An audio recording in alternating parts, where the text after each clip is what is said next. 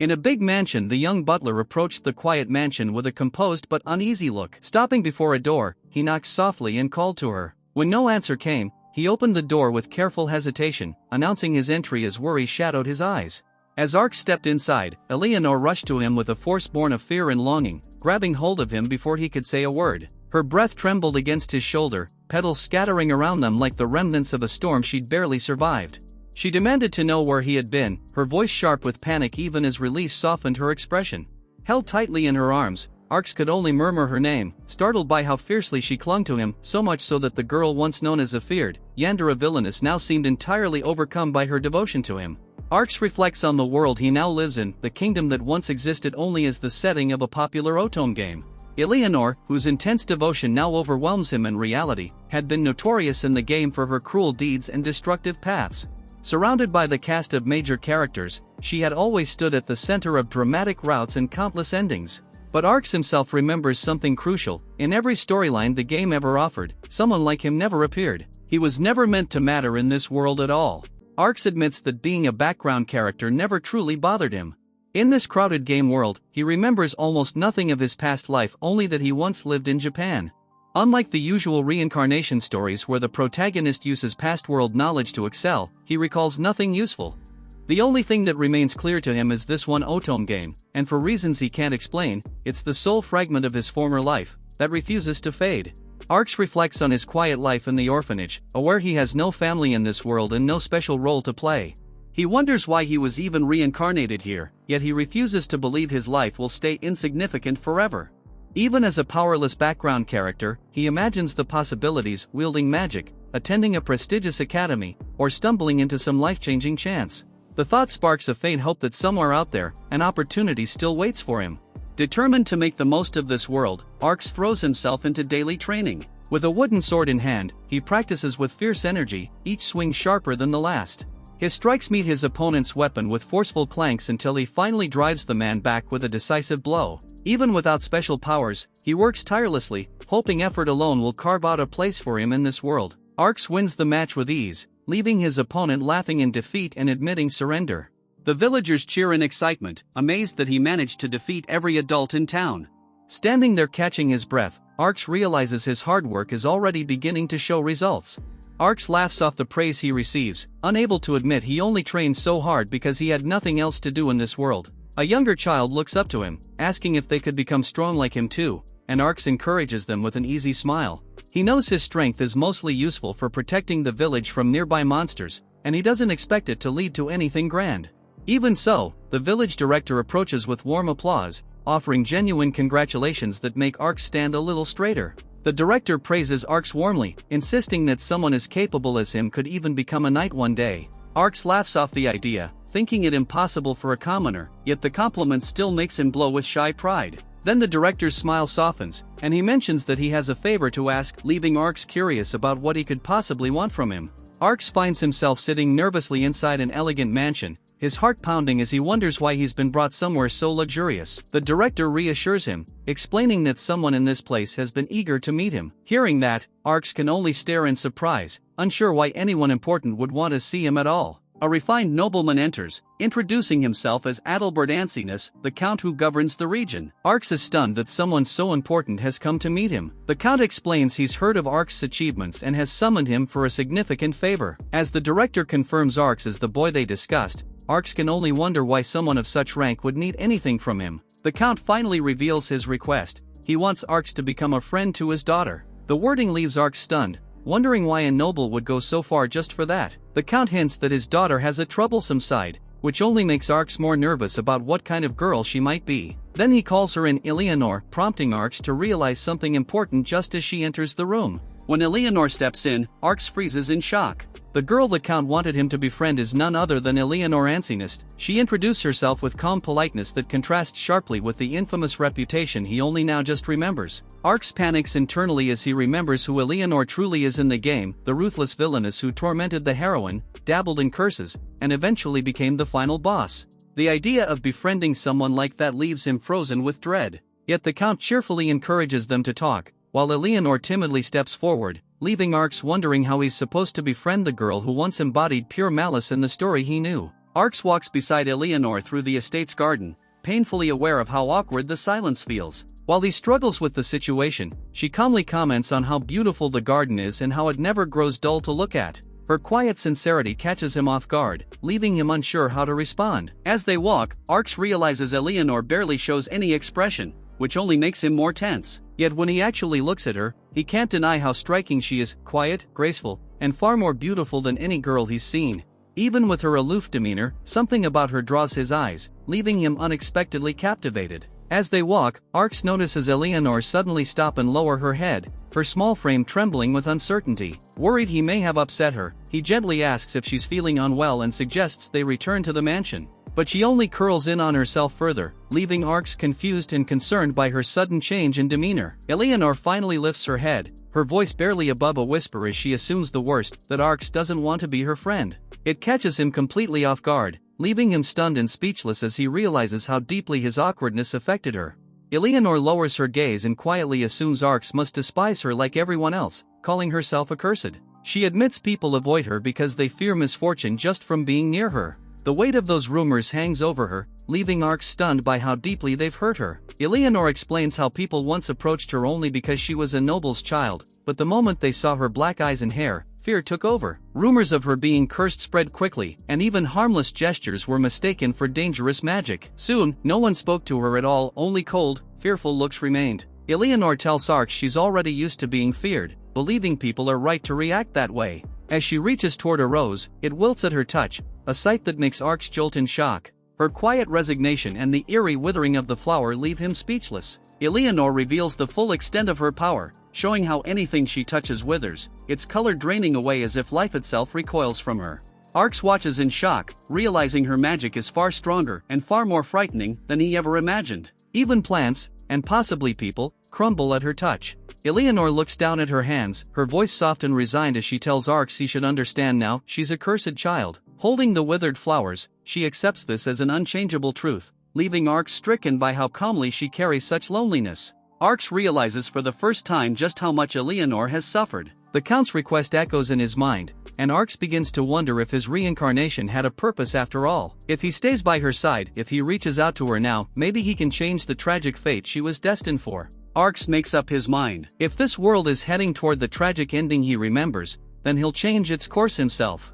To save Eleanor and guide the story toward a happy ending, he realizes he must grow closer to her and prevent the bad end from ever happening. Determined to change her fate, Arx tells Eleanor she isn't frightening at all. He insists she's nothing to be feared and, flustered but sincere, blurts out that she's unbelievably beautiful.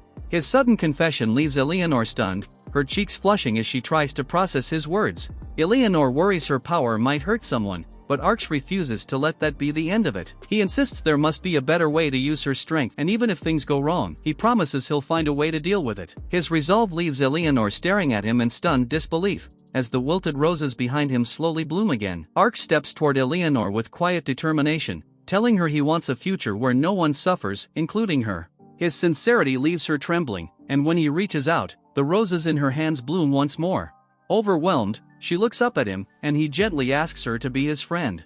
Her eyes widen in surprise as the moment marks the beginning of a changed fate for them both. Memories of cruel voices echo in Eleanor's mind, people calling her cursed, a devil, something filthy to avoid. Curling in on herself, she relives how everyone shrank away from her. But as she trembles inside the dark haze, she suddenly notices something approaching. Eleanor trembles in the dark, calling out for her mother. When the figure steps closer, she lifts her eyes in confused. Eleanor looks up in trembling hope, whispering the word again as if confirming it to herself. Eleanor reaches toward the woman she thought was her mother, but the woman coldly tells her to stop and not look at her with those eyes. The rejection hits her instantly, her breath breaks, and she collapses into apology after apology, trembling as the pain of being unwanted sinks in all over again. Eleanor dreams of her trauma and apologizes for even being born. She wakes up gasping, and Arx, worried, rushes to her side, asking if she's okay after seeing her suffer through a nightmare. She wakes up confused, and Arx gently explains she fell asleep in her room from exhaustion, which is likely why she had a bad dream. She looks blank and tearful from the nightmare, startling Arx, who panics as she suddenly starts crying. Arx hugs her as she cries, comforting her. Her heart steadies as she realizes she already has a friend now. Eleanor is afraid of getting close to Arx because she believes her curse will only hurt him, just like people told her her whole life. She thinks he would be happier with someone else. Arx rejects that idea completely. He tells her that no one goes through life without hurting others, and being with her would make him happy, not unhappy. When she tries to pull away emotionally, he grabs her hand to stop her, showing he genuinely wants to stay by her side. Arx finally says clearly that he wants Eleanor and no one else. Hearing this, Eleanor hesitates for a moment but then accepts his feelings. She bows slightly, asks him to please take care of me, and the two officially agree to get along as friends. Eleanor apologizes again out of habit, but Arx quickly tells her she never needs to. He even jokes that his chest is always open for her to cry on. His sincerity makes her smile softly, admitting he truly is kind. Arx tells her he only did what any friend would, but Eleanor grows uncertain. She quietly admits she's never had anyone she could even call an ally, and wonders if she's worthy of being his friend at all. Arx reassures her that friendship isn't something she has to perfect, it comes in many forms. He tells her he simply follows what feels right, reminding her that communication improves with practice. Hearing this, Eleanor begins to see that she can learn how to connect with others, one step at a time. Arx suggests they take things slowly, and Eleanor agrees with a gentle smile. He reflects that life is far longer than we think, there's plenty of time for them to grow, learn, and move forward together at their own pace. A few weeks later, Arx realizes Eleanor has changed a lot. She cheerfully shows him blooming flowers, offers him pastries, and excitedly points out the stars, completely different from the withdrawn girl she used to be. Overwhelmed, Arx thinks her transformation is way too dramatic. Even now she keeps calling out to him with bright energy. Eleanor leans in, pouting as she asks if he's even listening, and Arx snaps out of his thoughts, flustered. Even so, he can't help smiling, because her liveliness now is so cute that it genuinely makes him happy. Eleanor gets annoyed, asking if something is more important than her question. Arx immediately panics and denies it, taking her hand and sincerely telling her, "There is nothing more important to me than you, Eleanor-sama." Eleanor immediately bursts out laughing, finding his sudden ego boost funny. Arx starts bragging to himself, saying he is actually quite handsome. He imagines girls fawning over him, then gets flustered when she pushes him to answer her actual question. "Just tell me what kind of clothes you like." She wants his fashion preferences, while he's busy daydreaming. Eleanor's father, Adalbert, shows up and asks to speak with him alone. Eleanor instantly looks upset. Adalbert apologizes to Eleanor and takes Arx away for a talk, and Arx realizes she's mad or worried. Eleanor pretends she doesn't care that Arx was taken away, acting annoyed and turning away. But Arx leans in close to her, calling her name gently. Arx gently tells Eleanor that anything would look beautiful on her as long as she's the one wearing it. She blushes hard at the compliment. Meanwhile, her father watches silently from behind, clearly noticing their closeness. Eleanor's father tells Arx that the request he made earlier has been approved. Arx will officially join the Yanciness household starting next week. Arx is thrilled and thanks him, but Adalbert hints there's still something serious he wants to say. Adalbert then asks if Arx is really okay with the arrangement, since he could have offered Arx a place to live. But Arx politely insists that he doesn't want to use Adalbert's position or rely on his authority. He's genuinely grateful just to have a job. Hearing this, Adalbert is taken aback and impressed. He can't believe such a mature and responsible answer is coming from a 7-year-old, and he praises Arx as truly admirable. Arx realizes that Adalbert chose him to be Eleanor's friend because he understood her situation and treated her kindly. He smiles and says he'll do his absolute best for her. Adalbert is impressed that Arx grasped so much on his own. But before starting his new role, Arx says there's one thing he wants to do first, hinting at something important he has planned. Eleanor is upset because Arx took too long talking with her father. Arx hesitates at the door, realizing she's genuinely mad. When he knocks and calls her name, she sits waiting with a sad, frustrated expression, showing she wasn't just angry, but also anxious and hurt that he kept her waiting.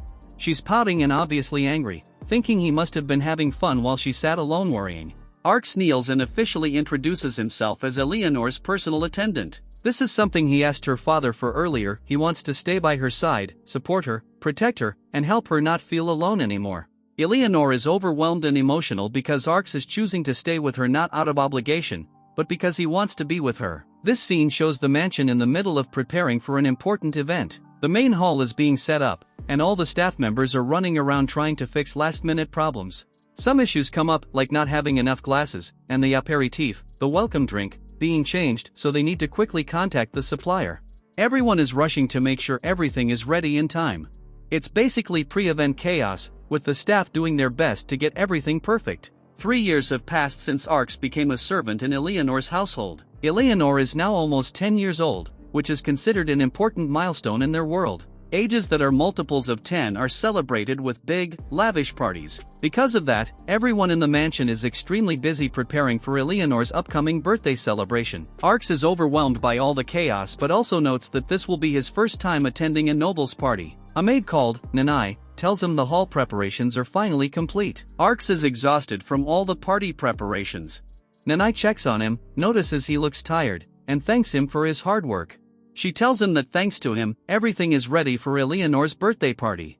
Arx is relieved to hear that, but then he starts feeling uneasy, as if something is bothering him even though he doesn't know why yet. Arx, even though he's only 10, has somehow ended up in charge of organizing Eleanor's big birthday party. All the servants keep running to him for instructions because he's efficient, reliable, and smart. Arx is confused about how he ended up as the boss, since he only gave some simple, practical advice based on his past life's common sense. Nanai praises him, saying he's amazing not just because he has good ideas, but because he takes action and leads by example. Arx feels overwhelmed but can't really deny it. Arx says all his hard work is for Eleanor's. It's their first big party since they met, and he wants to make it special so he can see her truly happy and smiling. Because of that, he doesn't mind being tired at all. He then uses his magic. He immediately uses healing magic, Revitalize, on himself to recover his energy. Nanai is shocked because he suddenly looks completely fine, changed clothes, and is ready to go train. He cheerfully tells her, "Let's do our best," and says he'll see her tomorrow, leaving her stunned by how energetic he is despite everything. Arx is training alone at night, slashing at a practice dummy until he's exhausted. Just as he decides he's done for the day, someone suddenly calls his name from behind, surprising him. Eleanor reveals she's been watching Arx training for a while, surprising him. He panics and apologizes because he didn't notice her at all. Then he scolds her gently. "Why would you do that? You'll catch a cold." Eleanor then say, "Even so, Arx will warm me up, right?" Eleanor basically hints that she wants Arx to warm her up personally, not with magic. Arx is completely caught off guard. Arx panics internally, thinking, "Isn't that something you could do yourself?" Eleanor shyly admits she's upset because Arx has been so busy that he barely visits her anymore. She tries to cover it up by saying it's because he's her servant and should stay by her side, but it's clear she just misses him. Arx, flustered, apologizes sincerely and explains he really has been overwhelmed with work. He explains that everything he's been doing is to make her birthday celebration truly magnificent. Hearing that, she calms down. Though still a little embarrassed, she accepts his explanation and admits that tomorrow is an important day, so she can't really complain. Eleanor hesitates, then quietly asks Arx if he ever feels lonely living in their mansion without his own family. Arx is surprised by the question and reassures her with a bright smile that he isn't lonely at all. Adalbert and the servants treat him kindly, so he feels comfortable and welcomed. Eleanor, however, looks troubled, clearly hoping for a different answer. Eleanor walks off clearly upset, stomping as she goes. She tells Arx to take care of everything tomorrow, but she's cold and distant. Arx is confused and wonders if he accidentally made her angry. As they walk, he sneezes, showing he really was cold. Adalbert begins the party with a formal greeting to the guests. While speaking, he quietly calls out to Arx. Arx responds politely, not realizing Adalbert has a private instruction for him. Adalbert then gives Arx a very serious command: eliminate all the pests who try to get close to her. He means that during the party, Arx must keep away anyone suspicious or anyone who might bother Eleanor. Essentially, he's appointing Arx as Eleanor's bodyguard for the event, very strict and maybe a bit scary father mode. Arx is unaware of the full intensity behind the command and casually says, "Yes, yes," without understanding how serious Adalbert is being. Arx is watching two boys at the party because they look familiar, but he's not sure from where. He stares a bit too long and gets worried they might have noticed him, so he quickly turns away. When he checks again, they've already disappeared. At that moment, Adalbert begins the announcement for Eleanor's entrance. Everyone looks at her as the star of the party. She's wearing an elegant dress, gloves, and looks far more mature and beautiful than usual. Arx sees Eleanor coming down the stairs in her formal dress, and he's completely stunned. His eyes go wide, and he's just frozen, overwhelmed by how beautiful she looks. Eleanor notices him too, and she gently smiles back at him. Arx watches Eleanor walk through the hall, and he's struck by how much she has changed. He thinks to himself that it's amazing how much she's grown in just 3 years and that she looks incredible tonight. Arx is thinking to himself that since he's overseeing the whole event, he can't stay by Eleanor's side, and he feels a bit disappointed about that. Nanai pulls Arx aside and quietly calls his name, clearly worried. Nanai then hesitantly explains the issue. She was supposed to be guarding Eleanor, but something happened. And Arx ends up sitting right beside Eleanor in front of the entire hall, and he's panicking inside, wondering how things escalated to this point. Everyone is staring at them, and Arx can practically feel their eyes on him, thinking, who was that boy next to her? He starts looking pale from the pressure. Eleanor notices and asks softly if he's okay. Arx, frustrated and embarrassed, mutters that of course he's pale and it's her fault for putting him in such an attention-grabbing spot. Eleanor just pouts in response, as if she expected him to deal with it. Eleanor complains that Arx is supposed to be her attendant, yet he's never by her side. She's upset that he's always busy elsewhere. Arx argues that a servant shouldn't sit next to the guest of honor, it's inappropriate. He's worried about how the other guests will view it. But Eleanor snaps back emotionally, saying, Arx is not just any servant. She clearly sees him as someone special and wants him close to her, even during the formal party. Eleanor points out something Arx never thought about. Since they're the same age, his birthday should also be celebrated. She says he should be honored too, not just her. Arx is shocked because he's always seen himself as just a servant. Eleanor then reminds him, no one is celebrating your birthday, right? Arx remembers he doesn't even know his exact birthday, so no one has ever celebrated it for him. That's why Eleanor said he should be celebrated too, because she knows he never had that kind of kindness before. He realizes Eleanor made him sit beside her as an equal guest of honor to give him his own celebration. She wasn't just being selfish earlier, she genuinely wanted him included. Arx is touched and thinks she has a beautiful heart. Arx reflects on how much Eleanor has changed. She used to be gloomy and pessimistic, but now she's grown into a kinder, more confident girl. He thinks there's no way she could ever become the final boss she was supposed to be in the original story. Eleanor wants him to be celebrated too, but Arx humbly tells her, it's an honor, but just having her celebrate for him is enough to make him happy. Arx is focused on making sure Eleanor's birthday party goes perfectly, saying he's doing everything for her sake. Eleanor, flustered and blushing, tries to invite him to spend time with her afterward, but she gets too embarrassed to say it properly. Meanwhile, Arx suddenly remembers the two suspicious boys who disappeared earlier. He grows worried and thinks, I hope nothing happens. Eleanor excitedly leans toward Arx, feeding him food and acting unusually clingy, sparkling with happiness. Arx, however, feels overwhelmed because everyone at the party is staring at them, shocked that a servant is sitting so close to the guest of honor and even being fed by her. Arx internally panics, thinking he's stuck in this situation. Meanwhile, one of the suspicious boys approaches and says hey. A boy steps forward and politely asks Eleanor to dance with him. Arx recognizes him immediately, he's the same suspicious guy from earlier who had been watching them. Arx looks at him closely and suddenly remembers where he's seen him before. His face appeared in the game system screen from Arx's past life knowledge. This means Arx realizes exactly who this boy is in the story's world. Arx finally remembers who the boy is, Razor Kilmond, the son of a Viscount. In the game Arx remembers from his past life, Razor was older when he appeared, so Arx didn't recognize him at first. Arx recalls Razor's personality from the game. He has a bad mouth and a rough, violent attitude. But he becomes deeply loyal to the protagonist, and that unexpected contrast is what made him a very popular character. Razor steps forward confidently and repeats that he wants to dance with Eleanor. Arx is shocked because he realizes who Razor is, one of the romance targets from the Celestia Kingdom in the game he remembers. Eleanor misunderstands the situation for a moment. When she hears dance, she thinks Razor might be asking her, so she asks quietly, dance, with me? She seems confused, maybe even a little nervous, because Razor is being very direct and forceful. Meanwhile Arx stands there caught between them, unsure what's about to happen. Then Eleanor flatly rejects Razor's invitation. She doesn't hesitate, she just says I refuse. Razor is shocked and angry because he expected her to accept. Eleanor explains why. She simply has no desire to dance with him at all. While saying this, she starts blushing and admits, besides, which implies she actually wants to dance with Arx, not Razor. Razor, furious and insulted, lashes out, unable to believe she turned him down so bluntly. Razor gets angry after Eleanor rejects him, so he reaches out toward her. Before he can touch her, Arx instantly steps in and grabs Razor's wrist, stopping him. Razor is shocked and lets out a groan because Arx's grip is unexpectedly strong. Arx then gives him a cold, threatening glare, silently warning him not to lay a hand on Eleanor. Razor is furious that Arx stopped him, so he yells, "Know your place, servant," but Arx doesn't back down at all. He calmly introduces himself. "I'm Arx Leafort, Eleanor Sama's attendant." Then he states his job. My job is to protect Eleanor-sama. While saying this, he tightens his grip on Razor's wrist. Arcs finishes firmly. And I intend to fulfill my duty. Razor winces and stumbles back because Arc's strength surprises him. Razor is shouting, saying Arc's restraint is brutality, insisting he only asked Eleanor to dance. He's acting like he's the victim. Arc stays calm and warns him. Please, calm down. If this situation escalates, it'll bring shame to your family. Razor demands to know why. Arcs explains.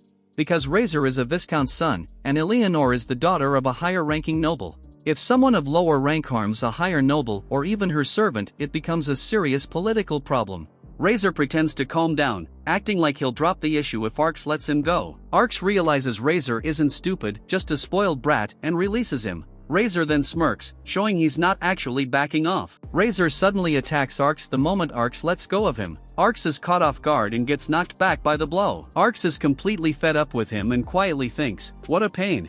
Razor charges at Arcs again, shouting in anger. Before Razor's attack lands, Arcs calmly casts a sleep spell right in front of him. Razor gets hit by Arcs' sleep spell, he becomes drowsy, collapses, and falls asleep right on Arcs. Arcs immediately calls out to Nanai, asking her to fetch both Kilman-sama and Adalbert-sama to handle the situation. Nanai panics but agrees and runs off. Eleanor rushes over to Arcs, clearly worried. Arcs immediately asks if she is hurt, but she ignores that and snaps back, telling him to worry about himself first. Then she gently cups his face, checking him over and asking again if he is okay. Eleanor gently checks Arcs' face and notices the swelling. Arcs brushes it off, saying it's nothing. But she looks genuinely relieved and says she's so glad he's safe. Eleanor looks shaken and emotional after everything that happened, and, clearly still affected by seeing him get hurt. Razor's older brother shows up and immediately kneeling and bowing with his head to the floor to apologize for Razor's behavior. He's begging Arcs to forgive his little brother. Arcs is shocked, but he quickly says not to worry about it. Arcs asks him to lift his head because Caesar is being too formal. Arcs recognizes him as Caesar Kilmand, another love interest from the original game. Caesar is the kind, gentle prince type, very popular with players. Arcs realizes Caesar probably has a hard time dealing with his troublemaking little brother, and he's the responsible older brother doing the damage control. Arcs asks Caesar if Razor really wanted to dance with Eleanor. Caesar admits yes. Caesar explains that Razor is spoiled rotten, so he believes he deserves anything he wants. Caesar feels guilty because he once told Razor, ask any girl you like, and now this mess happened.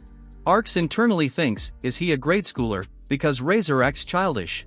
Then he realizes, well, yes, they literally are grade school age, so it makes sense. Arcs asks what will happen to Razor after causing trouble. Caesar hesitates, then explains the truth. Razor will probably be punished very severely. In fact, Caesar says that exile is the least punishment Razor might receive, depending on what Adalbert-sama, the father/head of the family, decides. Arcs is shocked because exile is a huge punishment, especially for a child. Arcs hears the word exile and gets overly excited because it feels like something straight out of a fantasy story. Then he realizes that reacting that way was bad. Arcs explains that even though Razor is only 10, in this world he's already treated somewhat like an adult, so his actions have serious consequences. Arcs thinks that maybe it would have been better if Razor stayed asleep so he wouldn't have to face punishment. But Arcs also senses there's more to the situation, something important. Arcs realizes something huge. By knocking out Razor and preventing the original event from happening, Razor's entire romance route in the game is now closed.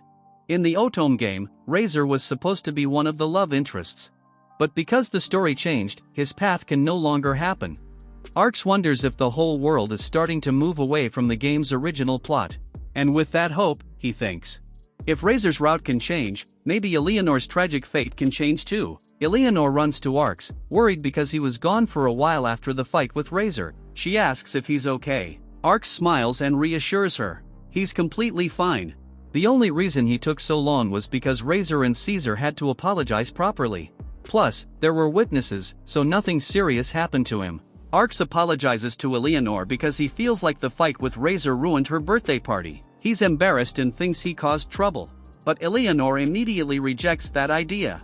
She gets upset that he's blaming himself and says, none of this is Arcs' fault. The blame lies completely with Razor, who acted terribly. She even calls Razor a bandit, showing how angry she is on Arcs' behalf. Arcs is blaming himself again. He thinks the whole incident with Razor happened because he didn't remember the game's story soon enough. He believes that if he had checked the guest list earlier, he could have prevented Razor from being invited at all. He feels guilty and thinks he was careless or naive. Meanwhile, Eleanor is watching him quietly.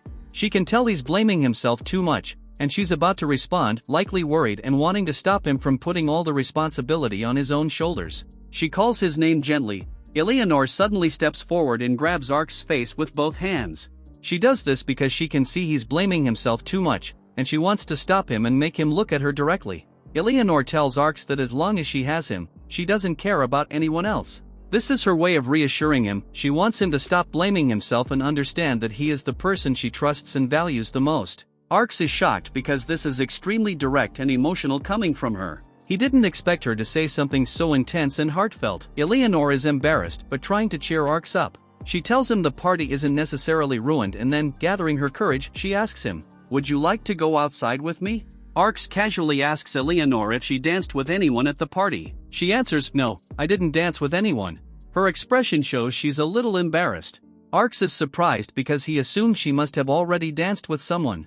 Eleanor tells Arx that she rejected every boy who asked her to dance. Arx is shocked and asks, "Why would you do that?" The narration explains that, in noble society, dancing is very important. It's how people build social bonds and show status. So turning down every offer is unusual and even socially risky. Eleanor finally admits why she rejected everyone who asked her to dance. She tells Arx that she wanted her very first dance to be with him. She blushes and explains that she even wanted to ask him the day before, but she didn't have the courage. Arx finally understands why Eleanor was acting weird earlier. She was nervous about asking him to dance. He feels unsure and asks if she's really okay dancing with someone like him, since he's never danced before and doesn't feel confident. Eleanor reassures him by saying she's not very good at dancing either, and then hints there's another reason she wants to dance with him. Eleanor leads Arx to a quiet, hidden spot outside where no one can see them, not even the moon. She's trying to reassure him so he won't feel nervous about dancing. She tells him that even if he messes up or trips, she'll be the only one who sees it,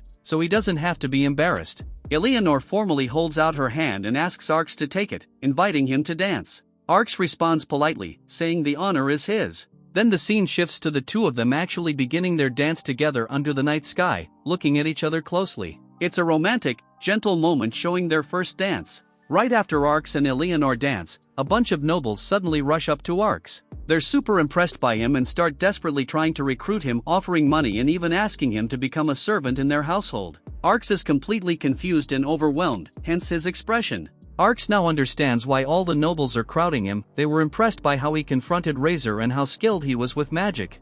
They're excited and keep trying to recruit him. Arx gets overwhelmed and tries to calm himself before politely turning them down.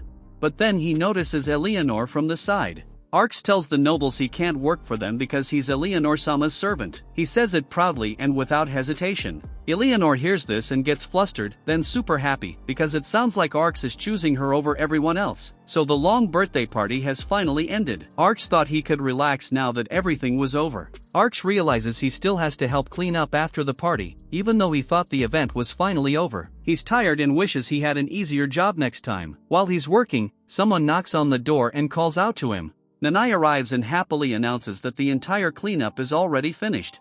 Arx is shocked, and she explains that everyone worked faster because they were inspired by how hard Arx was working. Arx realizes the cleanup went fast because everyone worked harder after seeing him do his best. He feels a bit embarrassed, but Nanai tells him that Eleanor enjoyed the party, so all his effort was worth it. Arx smiles, agreeing that making her happy was enough for him. Nanai says that watching Arx today reminded her of a birthday party she once made for her childhood friend when they were both orphans. The party was small, but she did everything just to make her friend smile. Seeing Arx work so hard for Eleanor made her feel the same way she did back then.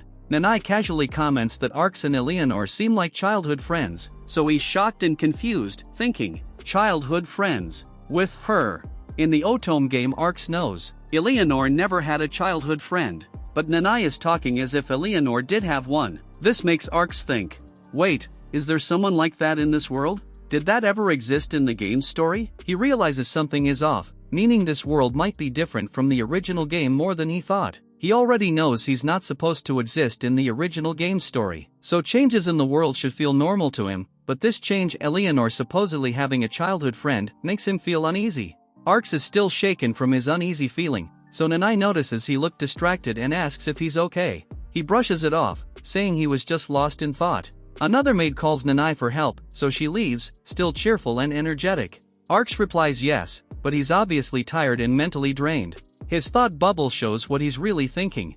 I gotta finish my work too, so sleepy. Arx suddenly remembers something important. He was supposed to visit Eleanor after the cleanup, but he accidentally fell asleep. Now he panics. This is bad, because he forgot. She'll be upset about this for a week. He knows Eleanor will take it personally. Arx goes to Eleanor's room to apologize for being late, but everything is silent. He knocks and calls her name, expecting no answer because it's already very late. He assumes she's asleep. Since she doesn't respond, he thinks, I'll just apologize tomorrow morning. No point waking her now. But just as he's about to leave, her door creaks open by itself. Arx suddenly gets dragged by a dark force coming from inside the room. He loses his balance, slips, and falls hard to the floor while shouting in shock. Arx looks up and realizes something terrifying. Dark, shadow-like tendrils are spreading across the floor.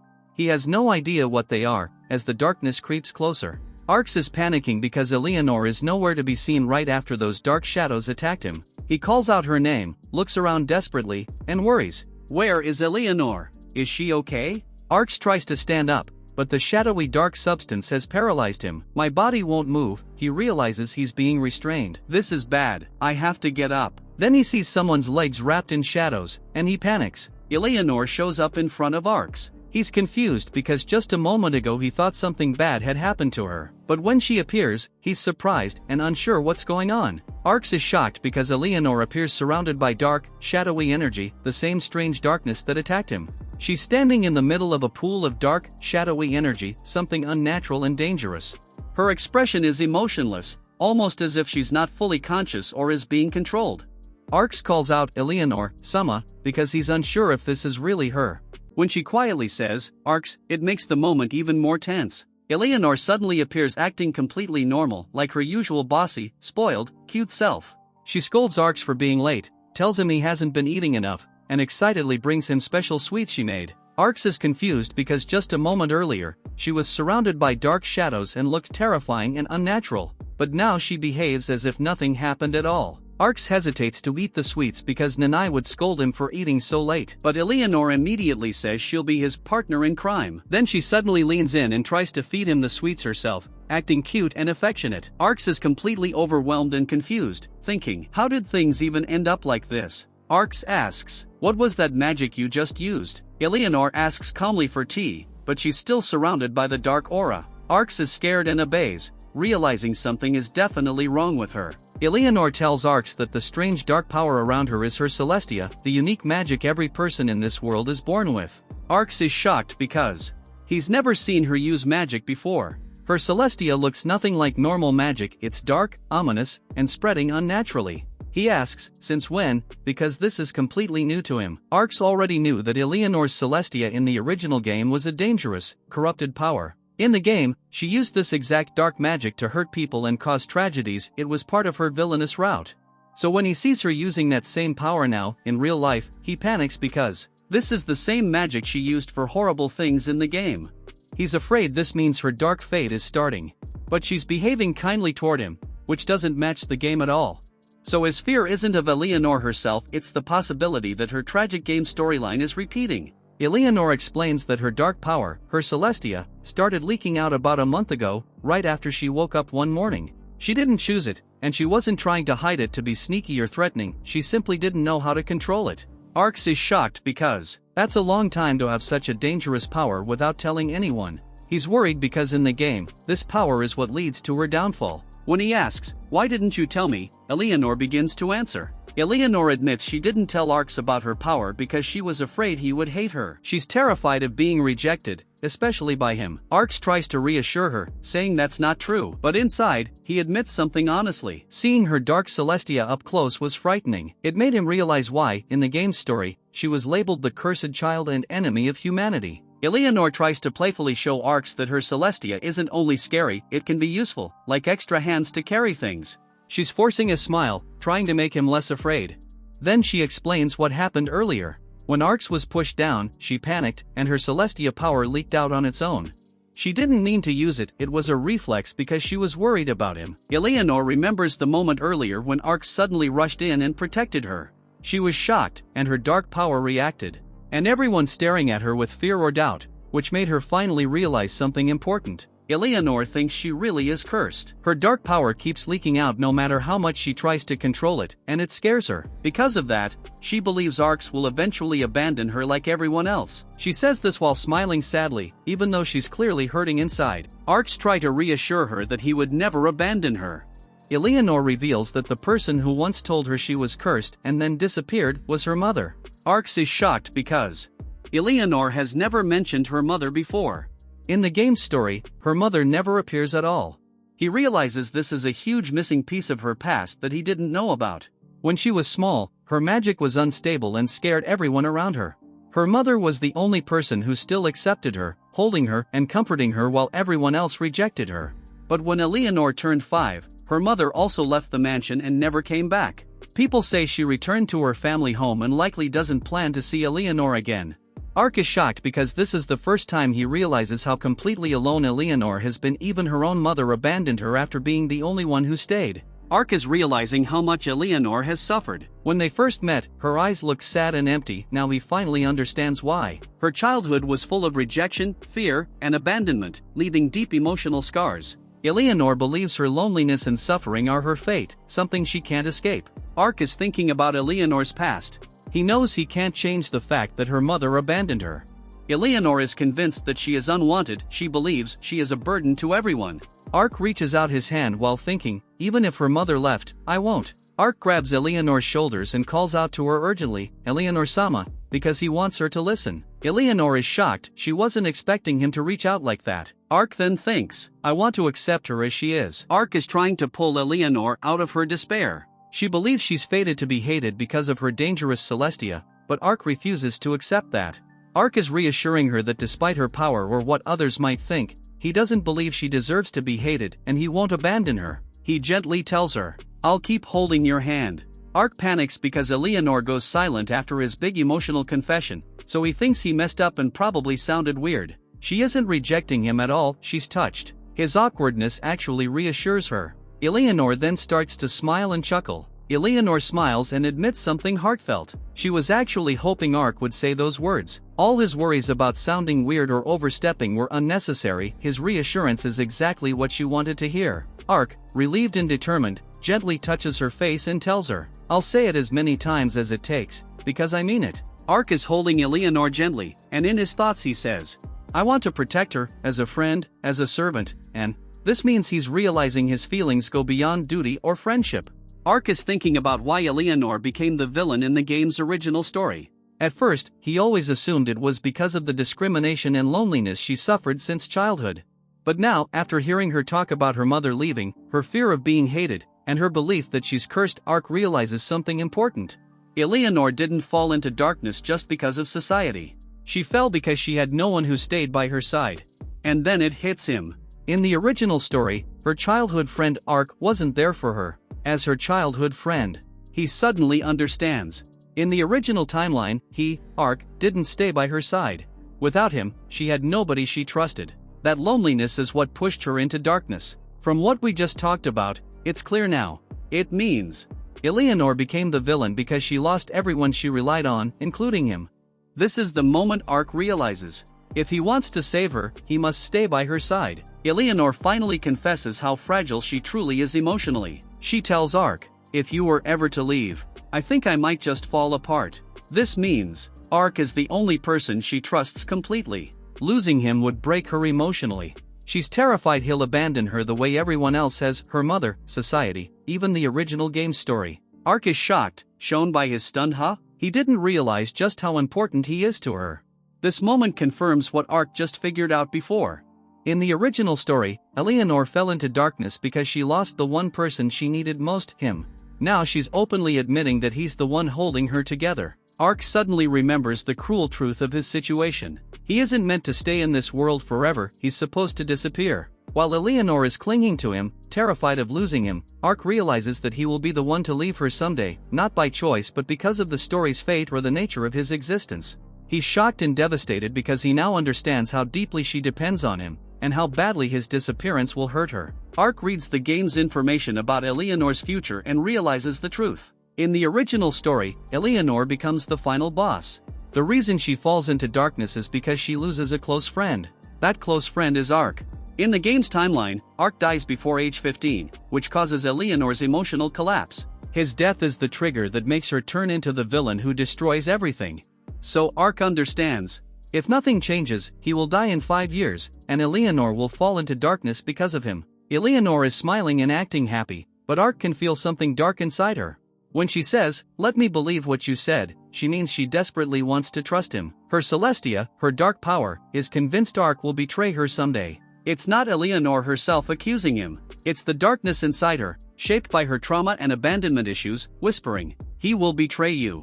Ark senses that this belief is rooted deep inside her heart, the same fear that pushes her toward the final boss route. Ark is training extremely hard with the sword, even though he's exhausted and covered in cuts. He insists I'm fine because he's desperate to get stronger. Why? Because he wants to protect Eleanor and avoid the future where she falls into darkness and he dies. So he keeps pushing himself past his limits, refusing to stop. Ark realizes he has 5 years or less before the future where he dies and Eleanor becomes the final boss. So he pushes himself relentlessly, refusing to rest. He keeps swinging his sword because he believes, if I become the strongest by then, I can protect her and change that future. Ark pushes himself too hard during training and nearly collapses. Someone worries and tells him to take a break, but Ark brushes it off, insisting he's fine and that it's nothing. But instructor insisted that's not what he means. Eleanor looks down on the instructor with emotionless stare. She stands at distance after seeing Ark knocked down. Her expression is cold and intense. Instructor thinks, every time I knock you down, the young lady's glare gets more terrifying. The instructor supports Eleanor's wish and decides they'll take a break now, ending the training. As he steps forward, he called Eleanor-sama. Ark then says that she could have just said something, instead of waiting. Eleanor smiles awkwardly and says she didn't want to interrupt Ark, while he was working so hard. He asks about her lessons with Nana, and Eleanor calmly says they're already over. Eleanor then leans forward. Ark, surprised, trying to follow what she means. Eleanor leans in with a teasing smile and tells Ark, "You are welcome to praise me, you know." Ark looks shocked and caught off guard by her sudden confidence.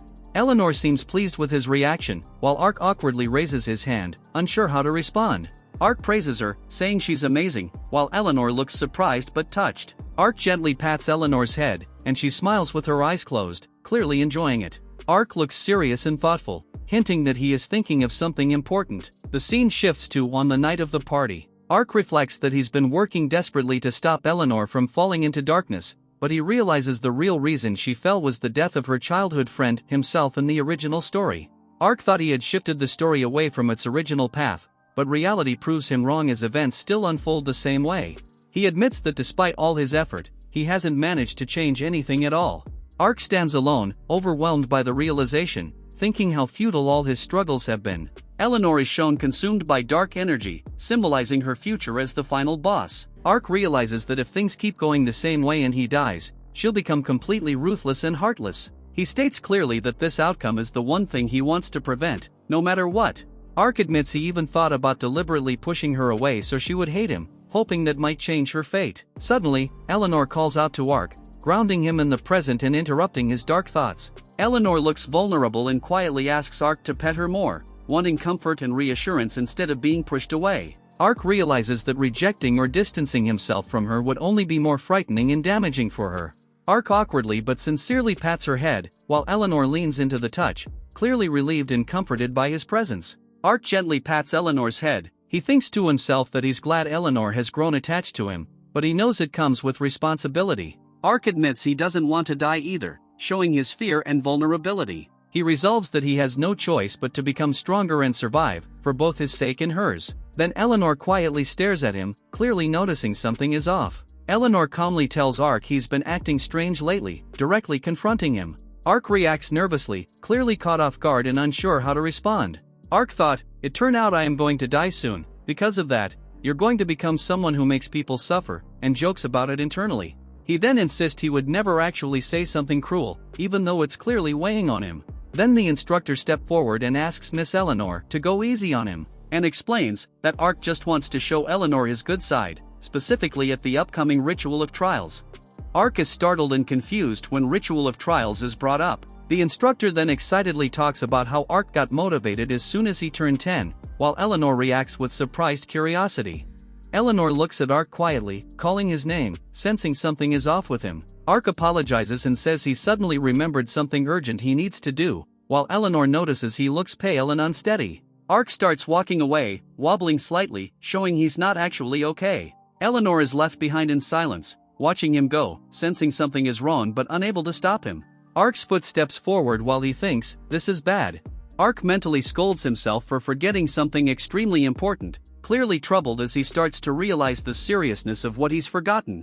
Ark panics as he realizes this ritual is the event where he's most likely to die. The story explains the Ritual of Trials, a ceremony where 10-year-old children enter a dungeon to test their courage and ability. Ark reminds himself that safety is supposed to be guaranteed, but admits that if anything goes wrong, it will happen during this ritual. He stares at his own hand, overwhelmed, wondering what he should do. Ark asks himself what he should do so he won't die. He sighs, calming himself and trying to think clearly. He looks to the side, thinking seriously, and decides he refuses to accept death. Ark opens the door and steps forward, showing he's made up his mind to act instead of freezing in fear. He studies a magic book, focusing seriously learning what he can, and train with a sword, struggling but pushing himself hard. Ark unleashes magic, shocked by its power as it bursts out of his hand, showing real progress. Ark pauses mid-training, tired and thinking, realizing how much effort this is taking out of him. It's the day before the trial, making the tension clear.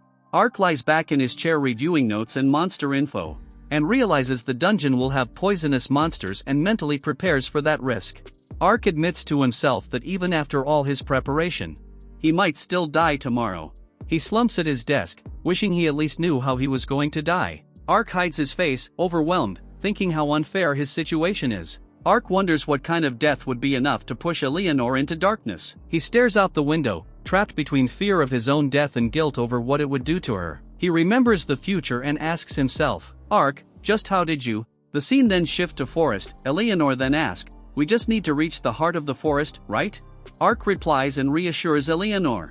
Eleanor trembles, clearly anxious and scared as they move deeper into the forest. Ark quietly grips her hands and says don't worry, and promises he'll protect her, trying to reassure her. Eleanor looks at Ark and quietly asks if he's scared. Ark admits the truth in his thoughts, he's actually terrified, and has been scared ever since he realized he's supposed to die. But, he's about to push past that fear, hinting that he's resolved to keep going. Ark smiles gently and admits that he's more afraid of Eleanor getting hurt than of dying himself. Eleanor looks shocked and flustered by his words, clearly moved by his concern. She hesitates to respond, showing she's emotionally shaken by what he said. Eleanor looks serious and say she'd be relying on him if things become dangerous, showing her trust in him. Ark is startled by her words, clearly caught off guard. He answers quietly and accepts her offer, agreeing with a determined tone. Ark calms himself, thinking that he's already done everything he possibly could. He clenches his fist and steels himself, deciding to trust his own strength and resolve. Ark and Eleanor walk together into the forest, heading toward the Ritual of Trials, both determined but tense, as the trial begins. Deep in the forest, there's a huge rock called the Sacred Stone. Ark and Eleanor needed to arrive at the stone, because the goal of this trial is to claim one fragment of the Sacred Stone by yourself, and this trial must be completed on their own without outside help. As Ark noticed something rustling in the bushes, and wonder if the guards here are a bunch of rookies at hiding. He remembers that strong monsters usually doesn't appear in this area, and in any emergency, there's over 10 guards already on standby to protect the noble's children. Eleanor then notices Ark distracted and calls out to him. Eleanor then asks if Ark's noticed something nearby. He says it's nothing, just his imagination. But Eleanor then admits, she's also felt like someone has been watching her for a while. Ark reacts quietly, surprised and a bit concerned. He realizes Eleanor's intuition is very sharp. Ark smiles and reassures her, saying, it's okay. He grips his sword and promises that if anything happens, he'll protect her. Eleanor clings to him nervously and says she's counting on him, showing she truly trusts him. The hidden guards watches from the bushes, thanking Ark silently for his help, and Ark wishes for them to try not to be noticed. Then they keeps walking forward. The bushes suddenly rustle loudly, and both Ark and Eleanor turn toward the sound, startled. Ark sharpens his focus, realizing the presence doesn't feel like the guards. He senses something strange and thinks it might be the monster that will kill him, but a small, fluffy creature with a single horn appears and lets out a cue. Arx and Eleanor stare at it in surprise. Arx recognizes it as an Almirage and confirms its identity. Eleanor then asks Arx if he is going to attack. Upon hearing the question, Arx warns her not to be fooled, and say, even though it looks cute, but it's actually a bloodthirsty monster. The creature charges with a sharp bonk, its horn aimed to stab. Eleanor screams as the Almirage suddenly lunges forward. Arx reacts instantly. He steps in front of Eleanor and swings his sword in one clean motion. He slices the Almirage mid-charge, stopping its attack before it can hit her. Eleanor nervously asks, is it over? Arx cautiously lowers his sword and begins to sheath it. The Almirage then falls over onto its back, completely still. Then Eleanor notices something strange and comment, there's no blood, and she wonders why is that. Arx explains that he used a technique that only cuts internally, which is why there's no blood. She touches the Almirage's body. It looks peaceful, almost like it's just sleeping, and notes that it was bouncing around happily just a moment ago. Eleanor looks down quietly, shaken. Arx notices her reaction and gently asks, are you in shock? Eleanor says it's shocking, but she understands it couldn't be helped. Arx watches her quietly. It explains that to survive, sometimes you have to take a life. The ritual of trials is meant to teach that lesson. Arx thinks proudly that she has grown so much. Eleanor says that even so, it's still sad when something cute dies. Arx agrees with a small smile, saying she's right. She looks at her hands and softly says, if I could. Eleanor says that if she could, she would lock creatures like that away somewhere safe forever, instead of letting them die. She looks sad and conflicted. She hates the idea of killing something cute. As Arx quietly listened to her words, suddenly Eleanor cheerfully says they should get going, acting normal and smiling happily like nothing had happened. Arx feels like something is wrong, but he wonders if it's just his imagination.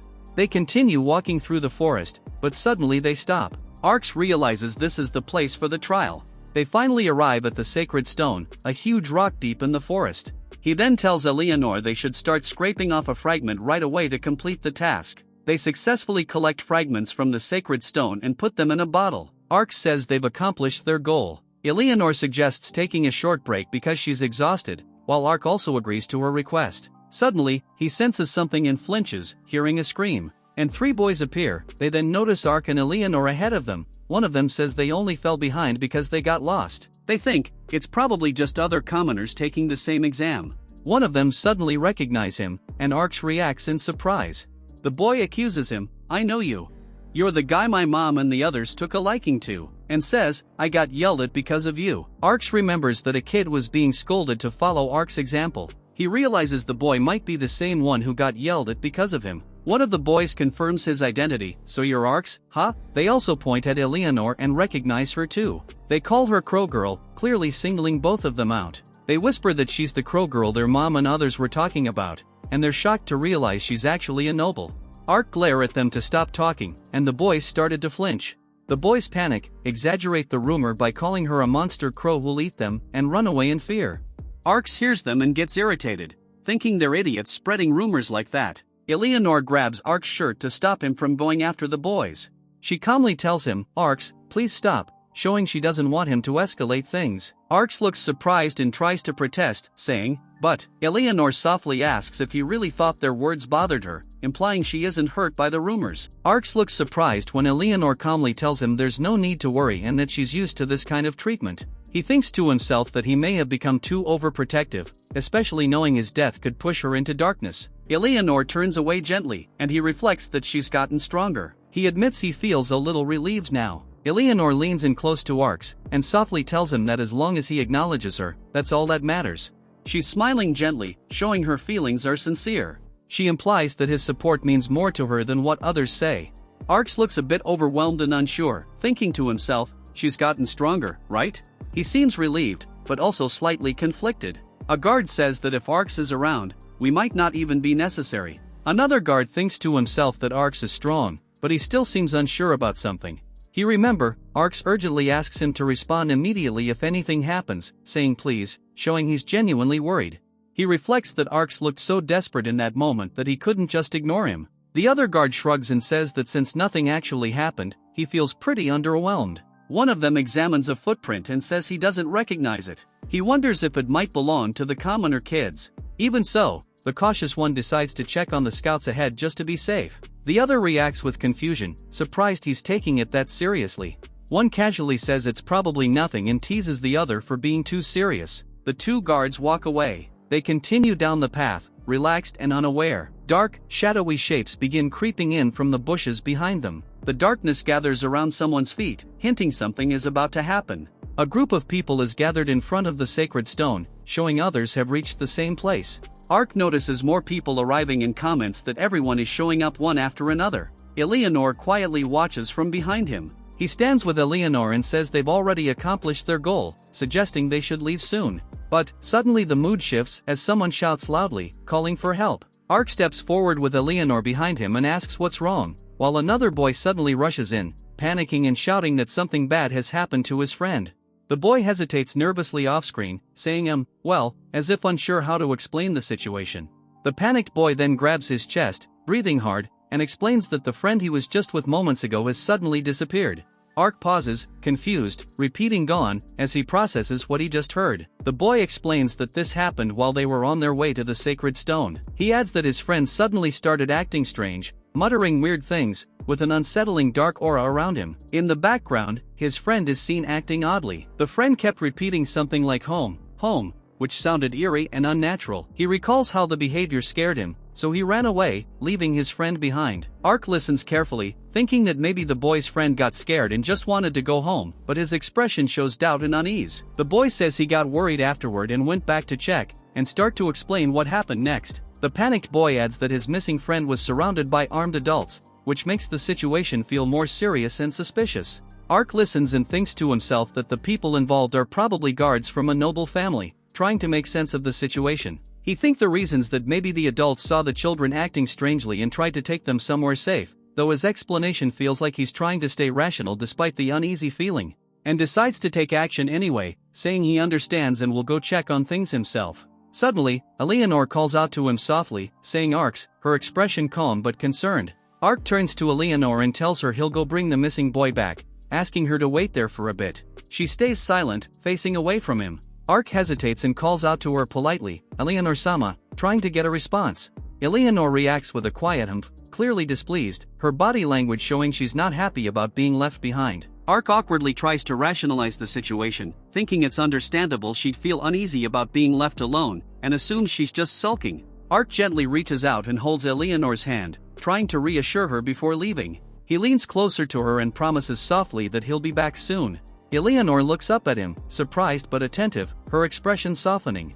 After he pulls back, Eleanor places a hand over her chest, her face turning calm yet slightly emotional. She quietly responds that she understands, accepting his decision even though she still seems a bit uneasy. From behind, Eleanor quietly tells him to be careful, her voice gentle but filled with concern. Ark turns back with a bright, reassuring smile, telling Eleanor confidently that he'll be right back. His tone is light, trying to ease her worries. The moment lingers with a soft, calm atmosphere as they part, emphasizing her worry and his determination before he leaves. The scene then opens on dense bushes and trees, creating a quiet but tense atmosphere as Ark moves deeper into the forest. Ark calls out to the guards, raising his voice and asking them to come out, identifying himself so they won't see him as a threat. He pauses, realizing something is off, thinking it's strange because the guards were supposed to be nearby watching over them. But the forest responds with silence. And the only reply he got is a faint rustling sound from the bushes, making the emptiness feel even more unsettling. Ark stops, breathing heavily, clearly tired and uneasy.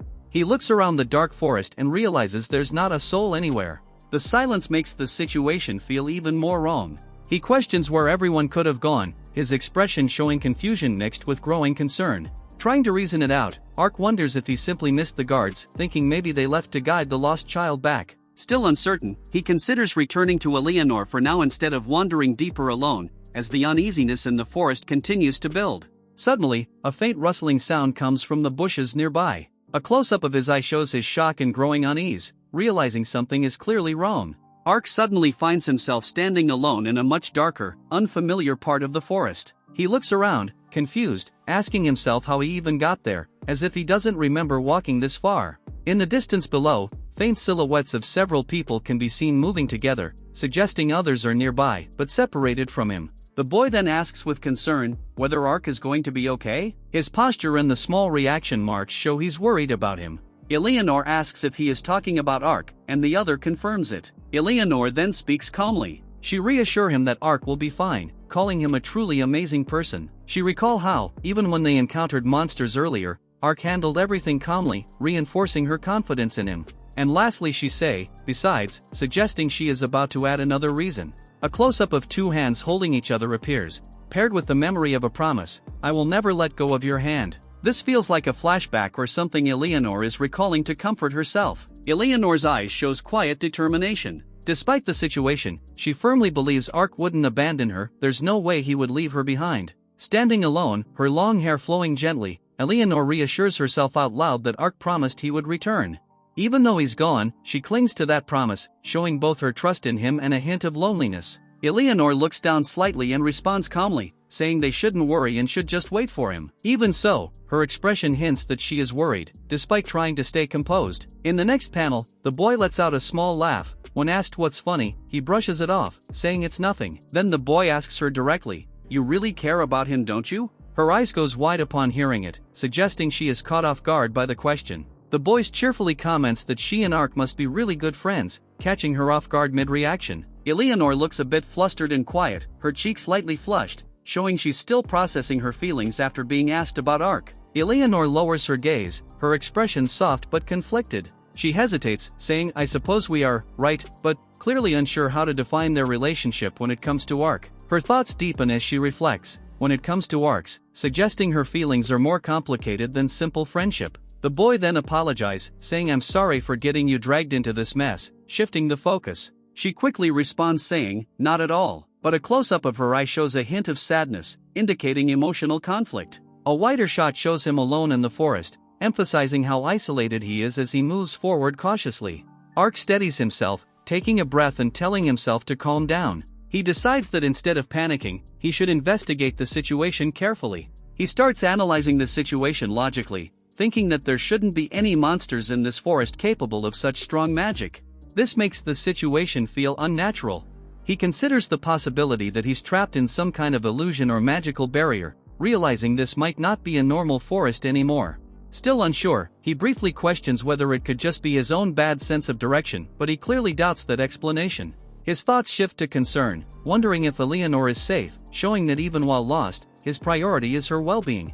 Then, a close-up of his eye shows sharpened focus as he looks at something. From behind, he sees a small figure standing alone in the forest. Ark wonders if this is indeed the missing kid, stepping closer. He then cautiously asks if he might be the lost child everyone been looking for. His tone is careful, but hopeful, but he sensed something about the situation feels off. Suddenly, the figure is revealed to be surrounded by dark, shadowy energy. The child's appearance turns eerie, and a distorted laugh breaks the silence. As the figure stands before him, the unnatural aura thickens, and Ark's eyes sharpen with realization this presence isn't human.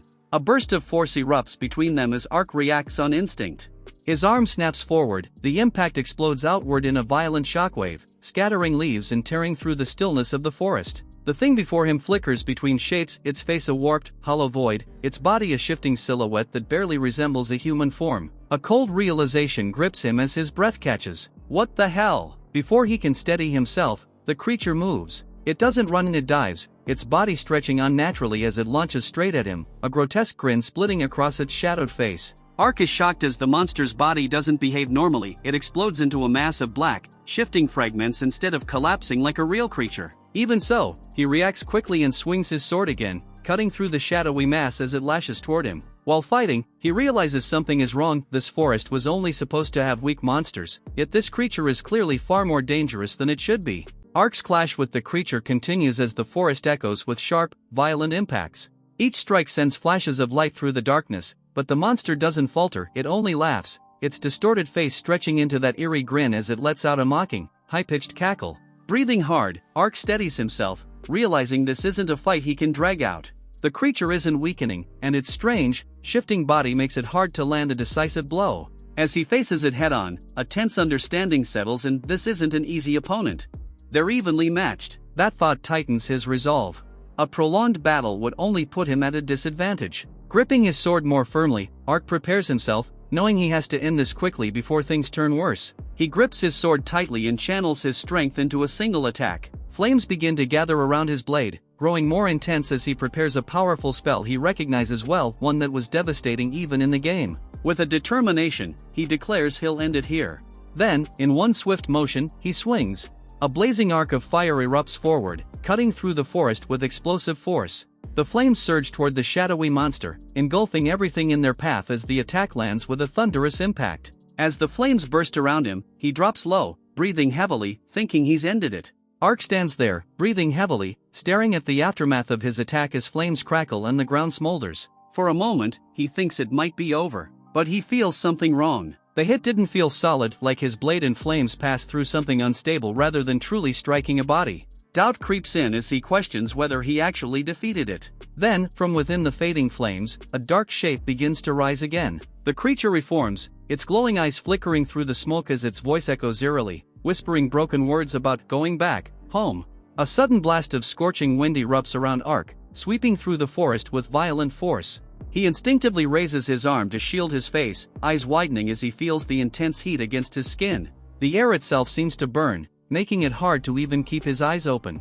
The gust grows stronger, howling past him and distorting his vision. Ark struggles to focus, realizing he's losing sight of the creature in the chaos. The scorching wind suddenly dies down, leaving the forest eerily quiet. Ark lowers his guard slightly, breathing hard as he looks around. The creature is nowhere to be seen, only faint, glowing remnants linger in the air. For a brief moment, he wonders if it's finally over, if the monster simply disappeared. But that moment doesn't last. A sudden impact slams into him from behind. Ark gasps in pain as his body jerks forward, caught completely off guard. His eyes widen in shock, unable to understand how it got so close without him noticing. Ark's body is still reeling from the surprise attack when three figures suddenly appear behind the creature. His eyes widen in disbelief as he recognizes them, his companions, the ones who were supposed to be missing. One of the guards immediately reacts, drawing his weapon and charging forward to attack him. Without hesitation, Ark gathers his strength and raises his hand again, forcing out another spell, Grand Blaze, despite the pain still coursing through his body. Ark staggers slightly, still catching his breath,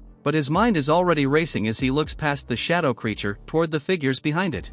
His companions stand there, alive, but something feels wrong. A cold realization begins to form as he studies them carefully. The guards of Ansiness shouldn't be acting like this, there's no reason for them to suddenly turn or behave abnormally. His eyes narrow as he pieces it together, they aren't acting on their own. Someone is controlling them. Meanwhile, the shadowy creature tilts its head, its glowing eyes flickering as it repeats a single word, home, in a distorted, almost confused voice, as if clinging to a faint memory. Ark's grip tightens on his sword. If someone can control trained guards like this, then the power behind it isn't ordinary. He concludes grimly that the enemy must be using an incredibly strong hypnosis spell. Ark reacts instantly, refusing to give up. If fire wasn't enough, he decides to switch tactics, channeling magic into a sharp, slicing attack. With a shout, he unleashes Wind Blade, sending a cutting gust straight toward the shadowy figure. The air tears forward with force, slicing through the space where the creature stands. But in the next moment, his heart drops. It dodges. And the figure slips away. Ark's gaze snaps toward the darkness, his instincts screaming that something isn't right. For a brief second, he thinks the creature might have fled, but that thought immediately crumbles. His eyes widen as he realizes it didn't just run, it chose a direction. And that direction, far away, unaware of the danger closing in, she stands quietly, her expression calm yet distant. The situation has shifted completely. What was supposed to be a simple trial has turned into something far more dangerous. And now, the mysterious monster is heading straight toward her direction. The boy then speaks casually, praising Ark for helping a complete stranger without hesitation. His tone is light, almost impressed, but Eleanor doesn't respond right away. She lowers her gaze slightly, her long hair falling around her face as she quietly reflects on Ark's actions. There's a softness in her expression, something rare, as she admits to herself that he truly is kind, perhaps even too kind. She recognizes that same kindness, how he extends it not just to her, but to everyone. That realization seems to stir something subtle in her heart, something she doesn't fully voice. When the boy notices her silence and asks what's wrong, she quickly brushes it off, her usual composure returning. The boy then speaks cheerfully, praising Ark again, saying his friend is a really great person, and about to mention things which recently happened. But as those words settle in, something shifts, as his face suddenly stiffens. Nearby, Eleanor notices the sudden change. She tilts her head slightly, confused by his reaction, quietly questioning him. His thought echoes unnaturally, as if something is interfering. His expression turns distant, almost hollow, like a piece of his memory has been erased. The boy stands there, visibly shaken, pressing his hand to his head as he tries to grasp at something that keeps slipping away. I can't remember anything, he admits, his voice strained with confusion. Even as he tries to explain, the emptiness only deepens, making his own words feel unreliable. Eleanor lowers her gaze slightly, her thoughts heavy. A quiet sense of dread settles in her chest as she finally voices it. She has a very bad feeling about this. And as she softly calls his name, before Eleanor can process it further, another boy's voice from far suddenly calls out,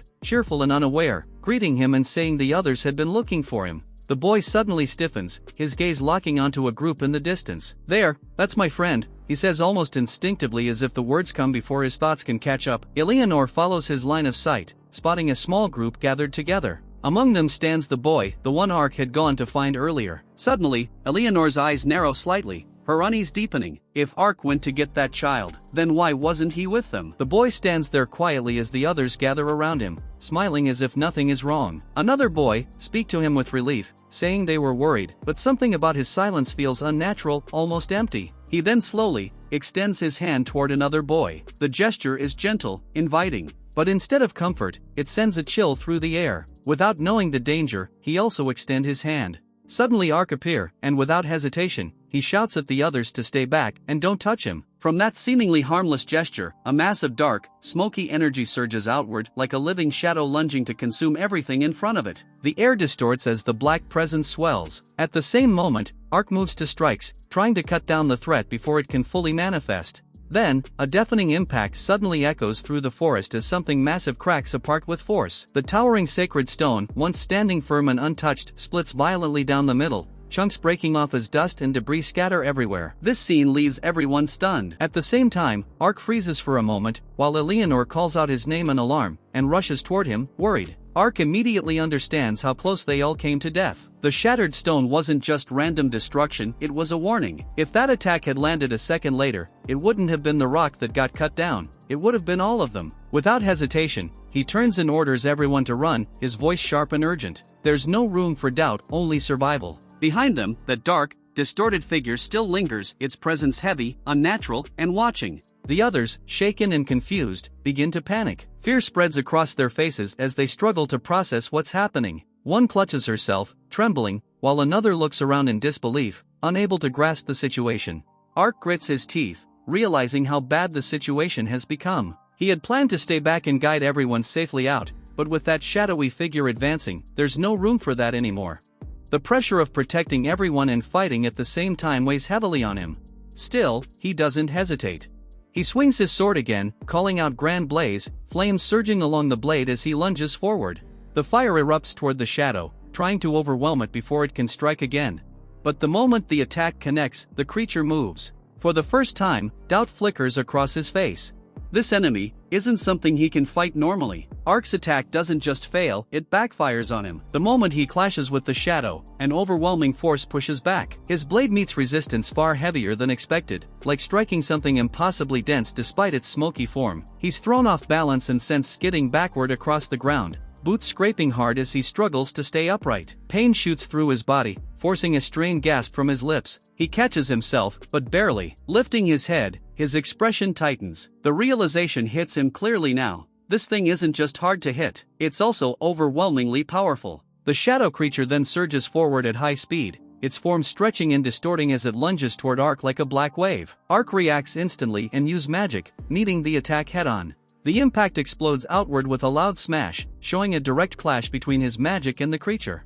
But, the shadow recoils and reshapes itself, its glowing eyes and swirling body reforming again, as if the attack barely affected it. The shadowy monster stands in the distance, its form flickering and unstable, yet still looming and threatening. It hasn't slowed down at all. The creature raises its arm again, preparing another strike. Its movement is fluid and unnatural, like smoke taking shape before lashing out. A sudden, sharp force cuts through the air, forcing Ark's body to shift, barely avoiding a direct hit by the attack. Ark is shown in close-up, breathing hard with a strained expression. Blood spread across his shoulder and chest where he was hit, clearly struggling to endure the damage. Behind Eleanor, the other children continue fleeing deeper into the forest, their figures growing smaller. Eleanor's eyes then widen in sudden panic, her voice breaking as she shouts Ark's name. A low, ominous rumble spreads through the air. The shadowy presence shifts and gathers, its form thickening like smoke being pulled together, signaling another incoming attack. She freezes, clutching herself tightly. Her breathing falters as she stares at the approaching darkness. A burst of force cuts through the air with a violent whoosh. His voice rings out as he calls upon his magic, Grand Blaze. From behind him, Eleanor cries out his name in panic. Meanwhile, Ark plants his feet firmly, gripping his sword as he faces the shadowy figure head-on. He glances over his shoulder just enough to shout urgently, telling Eleanor to run as well, his expression tense and marked with exhaustion, yet unwavering in his resolve to protect them. Without turning back, Ark declares that he will hold it off here, choosing to stand alone against the threat. Behind him, Eleanor watches in shock, her eyes trembling as doubt creeps in. His stance falters under the sudden impact, the creature's form striking with a weight that feels far heavier than it looks. Ark steadies himself, breathing unevenly, his gaze sharpening despite the pain. The truth settles heavily in his mind. He can't defeat this thing. The realization is immediate and undeniable. His thoughts race, urgency pressing in from all sides. If he turns his back and runs, the monster won't stop, it will go straight for Eleanor and the others. The responsibility pins him in place, leaving him no easy escape. Then, amid the chaos, something shifts. A quiet understanding surfaces in his mind, as if a missing piece has just clicked into place. Ark's body is shown sprawled and lifeless, swallowed by spreading darkness. Black stains bloom around him like ink, consuming everything. The narration reveals a cruel truth. This moment mirrors the original story, the place where Eleanor's childhood friend once met his end. A closer glimpse of that fate lingers, his still form, eyes dim, as if the life has already been taken from him. The darkness clings to him, heavy and final, leaving no room for resistance. Back in the present, Ark stands with his back to the scene, facing forward as if staring directly at that inevitable outcome. His posture is steady, but there's a quiet weight in it, as though he has already accepted what lies ahead. For a fleeting instant, the chaos fades from Ark's mind. In its place, a quiet, suffocating thought takes hold, one that feels heavier than the monster before him. No matter how hard he tries, no matter how much he struggles against it, he cannot change it. Is this all predetermined? Is his death, and Eleanor's eventual fall into darkness, something that cannot be avoided? His chest tightens as the thought digs deeper. If that's true, then everything he's done, every step he's taken to change things, was meaningless. The weight of that realization threatens to break him far more than the enemy ever could. Ark's face tightens in anguish. Sweat and dirt cling to him as doubt overwhelms his thoughts. He questions whether everything he's done has been meaningless, whether all his struggle has led to nothing. A heavier realization sinks in, he might die here without ever managing to protect Eleanor. The weight of that failure presses harder than the enemy itself. The shadowy figure looms in front of Ark, its form unstable yet suffocatingly present. His blade clashes against it with sharp metallic bursts, but the strikes feel hollow, ineffective. The creature swells forward, its distorted shape almost mocking him. A low, chilling presence fills the space, as if it's savoring his hesitation. Ark's eyes tremble, his breathing faltering. For a split second, fear breaks through as he hears something. A sharp jolt runs through him as panic erupts behind him. The others cry out in fear, voices trembling as they shout for the unseen threat to stay away. Their confusion and terror ripple through the air, and Ark instinctively turns, startled by their reaction. His eyes widen as a chilling realization hits him. His expression hardens as the truth locks into place. The creature isn't acting alone. It's manipulating the guards, turning them into extensions of its will. The realization deepens the danger far beyond what he first believed. He then saw Eleanor clings tightly to a guard's arm, her body trembling. Her wide eyes are fixed ahead, fear overtaking her composure as a small helpless sound escapes her lips. Ark's head snaps up, panic and urgency overtaking him. His voice tears out of his throat as he shouts her name, Eleanor, followed immediately by a command that contradicts everything he's been doing. He tells her to forget about him. The shadow looms in the distance, its shape flickering like a living flame of darkness. In that overwhelming presence, a single, desperate thought rises within Ark. He doesn't think about himself anymore. Only one thing matters, he has to save her. The creature surges forward, expanding into a massive, engulfing form. Ark reaches out instinctively, his hand stretching toward her as if trying to push her away or hold her back at the same time. He looks small in front of it, fragile against something that feels endless and unstoppable. Eleanor's eyes wide and trembling. She sees him, his outstretched hand, his resolve, and the meaning behind his words finally hits her, freezing her in place. Just as Ark reaches out, prepared to throw everything away to protect her, something else surfaces, something buried deeper than fear, deeper than the present moment. A memory. Soft, fragile, untouched by the darkness surrounding them. Eleanor's small figure stands before him, clutching a bouquet too large for her tiny hands. Her eyes, once filled with hesitation, now shine with quiet determination as she looks up at him. I want to be with you, Eleanor-sama. His voice trembles, but it carries sincerity, pure and unwavering. "So please, would you be my friend?"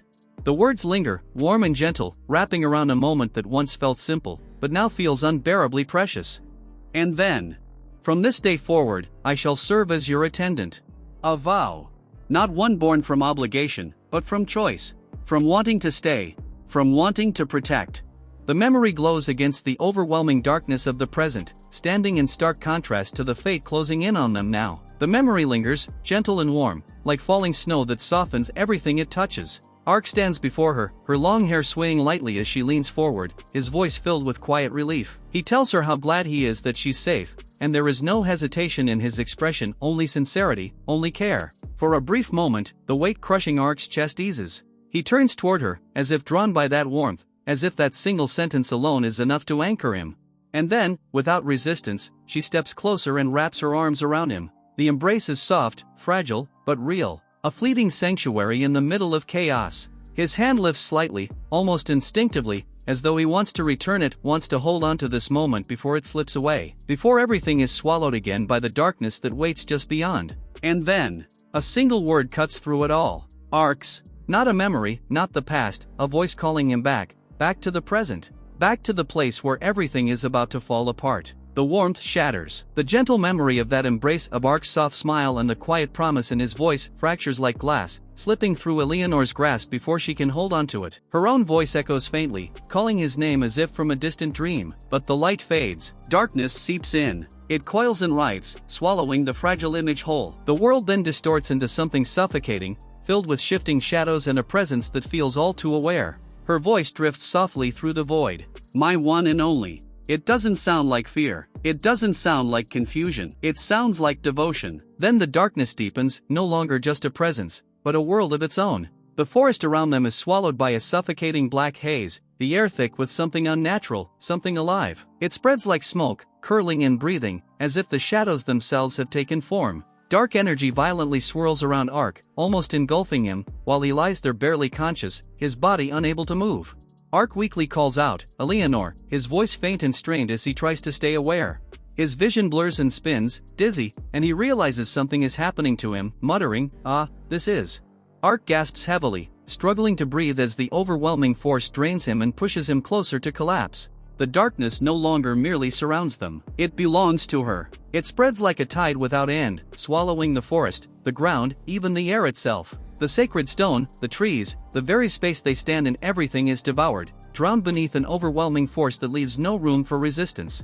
And at the center of it all, Eleanor stands, as if she's no longer fully present in the world around her. Her eyes, once filled with warmth and innocence, now feel hollow, detached, like something else is looking through them. The darkness coils around her body like a crown, like a throne, not restraining her, but exalting her. Ark can feel it now with terrifying clarity. This power, this presence, this overwhelming, suffocating force. It is her Celestia. He is barely able to breathe. The pain is overwhelming, so he decides to use oxygen magic to force more air into his lungs and keep himself conscious. After catching his breath slightly, Ark casts wind magic, hoping it will help him deal with the strange situation surrounding him. Even with magic, his body is at its limit. Covered in wounds, he staggers forward while using his sword to keep himself from collapsing. As the black shadows continue to surround him, Ark suddenly notices something. He suddenly realizes the truth.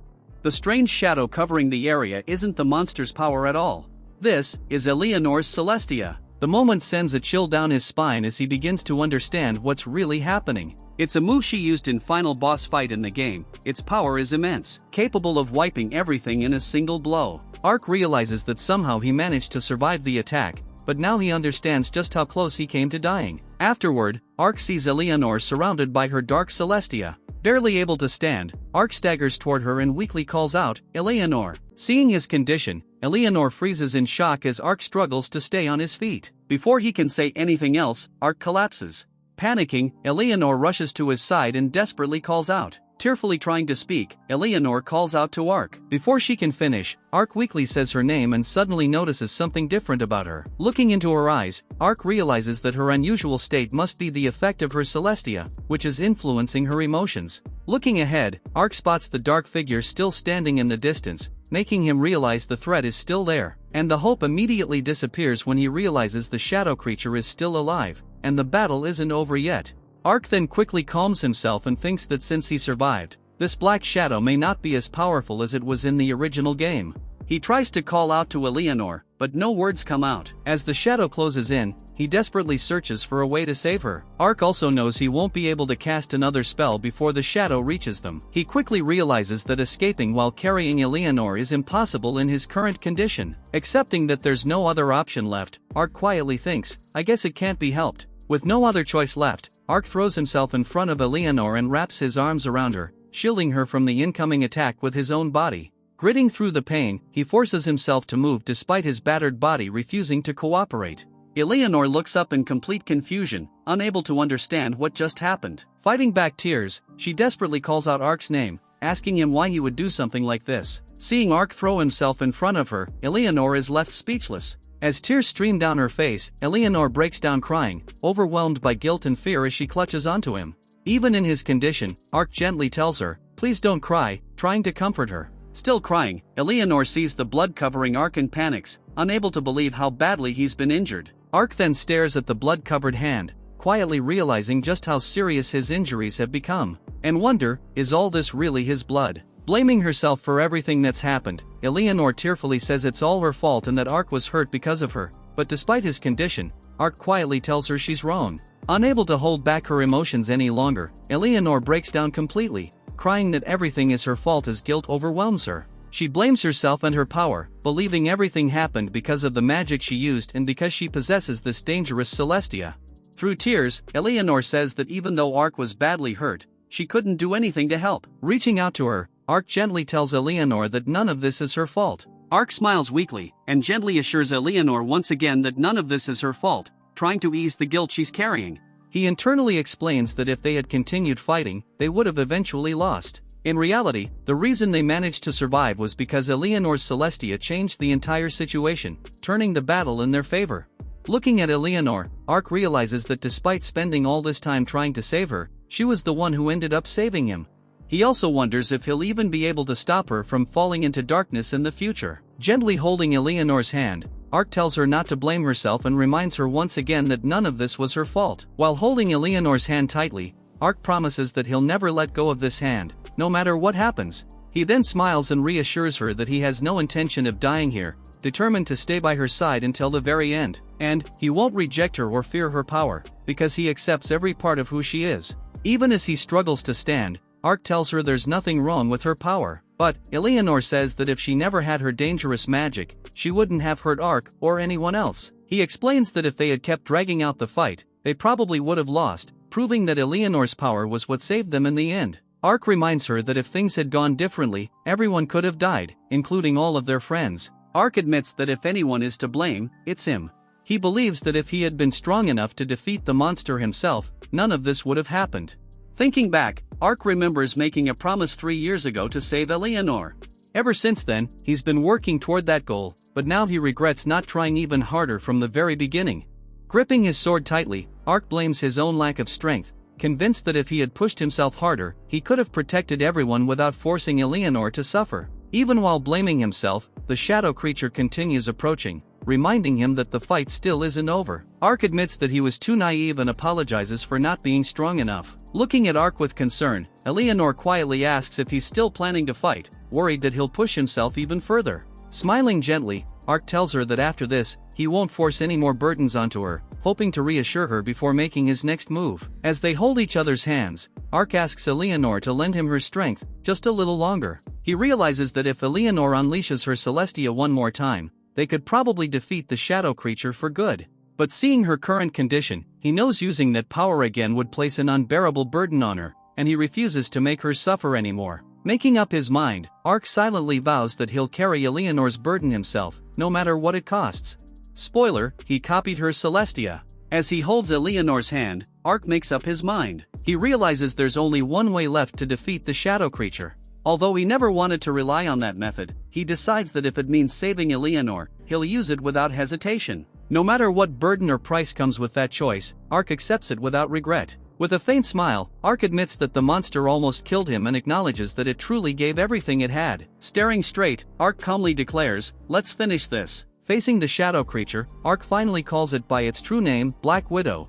Afterward, Ark wakes up in a bed, completely wrapped in bandages. After everything that happened, he somehow survived, but his battered body makes it obvious he barely made it out alive. The moment he tries to sit up, a wave of pain shoots through his body. Every injury reminds him just how close he came to dying. Looking toward the bedside, he notices someone still there. Eleanor never left his side, falling asleep while watching over him the entire time. The room falls silent as he sees the exhausted girl sleeping peacefully beside his bed.